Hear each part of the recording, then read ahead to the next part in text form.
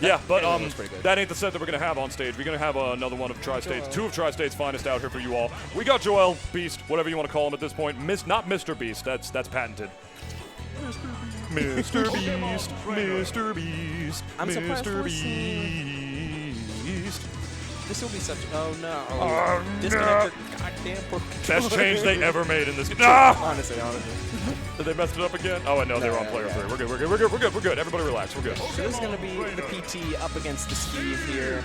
Syrup has been steadily, not removing the nest, but basically going entirely Steve, and to the point where you'll just see this character for entire brackets, with the exception of, I think, exactly the Ditto. You best be getting used to it. His Steve is,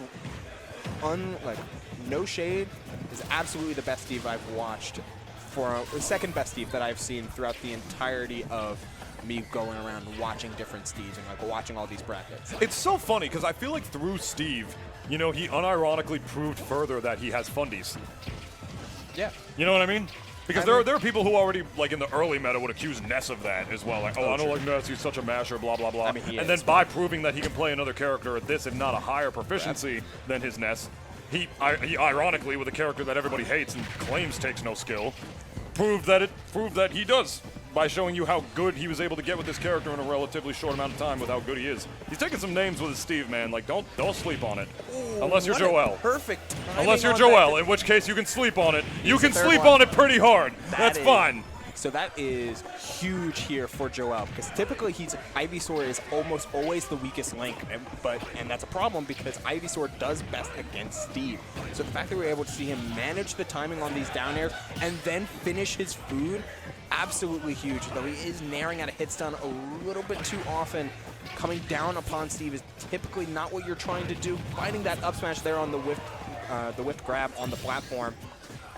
Perfectly fine here for Syrup, particularly since he's got all of his raw materials just down to stone. What a perfect swap there from Joel. And I love how he's consistently building the 1 block forward and then up 2 blocks higher, instead of just putting 3 blocks up in a row like that, to the point where Ivysaur's Vine hitbox will be able to hit all 3 at the same time like that. He's creating a little more distance by just having that first block go forwards and making it that much harder for Beast to be able to break the walls and make his way through. Because he's already having to test out the Ivysaur a lot, which is not his main Pokemon, though. His Ivysaur is definitely not one to sleep on.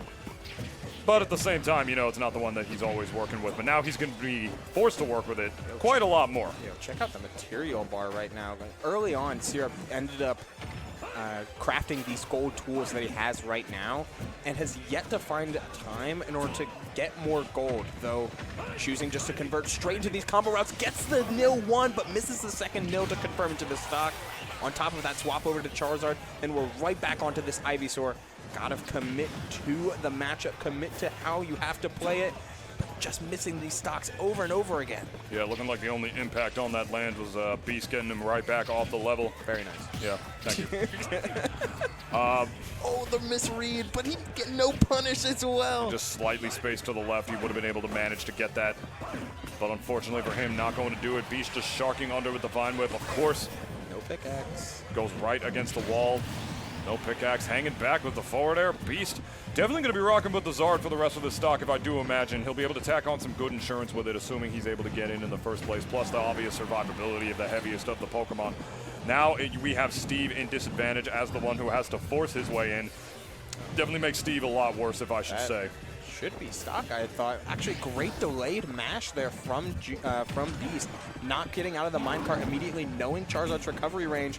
That you've got to watch out for this diamond back air. You've got to put some damage on here, or else you're back to square one. At the very least, Beast has been applying a lot of pressure so that Syrup has not had a lot of time to gather a ton of materials, missing the footstool dare as well, and this Charizard is still on the board. Finally get some damage on the board with that dash attack, and that's all the insurance that he's going to be able to get before that back air. Giant pickaxe hitbox going to come in and secure the stock right there, and we are back to ourselves a dead even game, nothing doing. Oh, like the dash dance mix up on the way back in, but Syrup a little too smart to fall for that.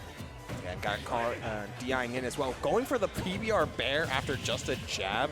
That's what I like about Syrup Steve. It's like I feel like I see him actively try to apply all of this different craziness that Steve has at his disposal. We know how technical that his nest was, and he's taking all of that and converting it onto a character with not only more tech, but a ton of more deadly type of varieties. Yeah, definitely a character with just like, better raw damage output as well as just like way more options at the end of the day. Like, there's literally no other character in this game that can build blocks. The closest thing we have to it is Pac-Man, just like crapping out a wall every now and again, but that's not the same thing. Way.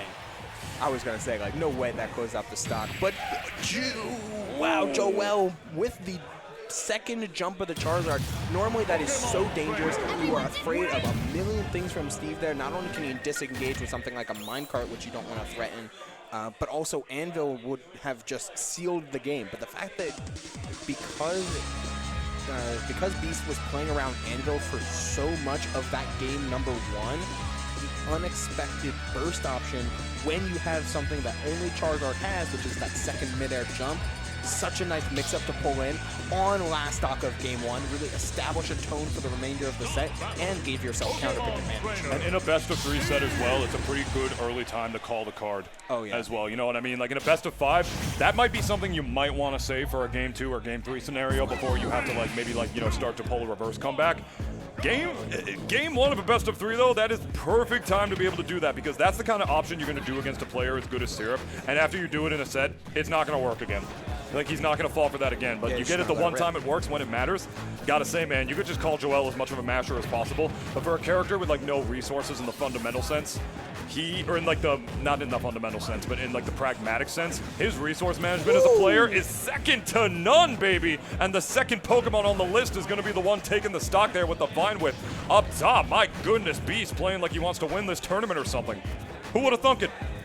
Yeah, I'm going to take credit for that. I walked in today, I saw Beast, and it said, "Hey, Beast, you're winning today?" And he was like, "I'm going to try." Are you winning, son? And you know what? This is some of the furthest I've seen him push his vertical advantage. This is some of the best I've seen his Ivysaur play in a hot minute. But dropping to that Anvil, Syrup fully aware, as you were mentioning, that Beast is looking to try and fake out some of these vertical advantages and some of these sharks on the platform. So he's going to not let him have that as much as possible. He was just trying to get resets. Joel actually wound up losing that stock because he whiffed a Waveland on the top platform to be able to keep the up air going. He wanted to Waveland on there. He wanted to drop through a platform with an up air because he knew that was the quickest and pretty much only way he could get another up air off of the short hop up air that he got before. But unfortunately for him, he wound up dying for it. And Steve's damage output is almost second to none. So I don't know if you noticed, the percentage is almost dead even by a 0.1% already, tacking on this game back. But we are on Battlefield, baby. We got high blast zones. We're going to live those for a while. You can get a much better punish there, but Joel is still hunting for some of these starters here, trying to get this footstool off as well. He's playing this mix-up game so well, but by trying to utilize so much movement to all of his advantage, you end up finding yourself in both of bad situations, but that can turn into great situations if you play the cards right. Sure, right? His character has wings, Henry. He's trying to fly. He has wings, Ubel. Look at that. I just want to fly. Oh, and so does apparently Charizard wants to fly a little further, taking that stock in Syrup, sending him out of the blast zones. Yeah, this is a good. This is a little bit of a good percentage lead, though. I mean, against Steve, it's really not as much because he pretty much already lapped it in just 2 hits. Should I say 4? Already tacking it up to 78. But Battlefield, I feel like is not that bad of a counter pick as far as Beast being able to go to this stage goes. Dude, Syrup is so on. Whoa! I was gonna say Syrup is so on point with so many of these PBRs and all of its little follow-ups, getting stuff like Nair into PBR Bear, but beautifully played there, utilizing the Battlefield platforms to not need to press further, and calling out an air dodge with that Ivysaur up smash. That is Beast fighting his way into winner's side top 8 and looking real good when they're about to head into, depending on who he will be playing, which will be the winner of, as we mentioned a little before, Tab Soda and Guy, which is going to be coming up right up next. Yep. Assuming that we don't have to swap out a little switch right here, which is what we are looking at right now, in case you're wondering why the screen looked like that a second ago. We're going to tack that right back up for you guys in a moment. And we got some good old squad strike action coming your way. Whoa! No, that's not what's going on here. Yeah, this was Lemon Tea and Yellow doing Squad Strike. I don't know if it was money matches, but they were playing Squad Strike as they were waiting for their stream match.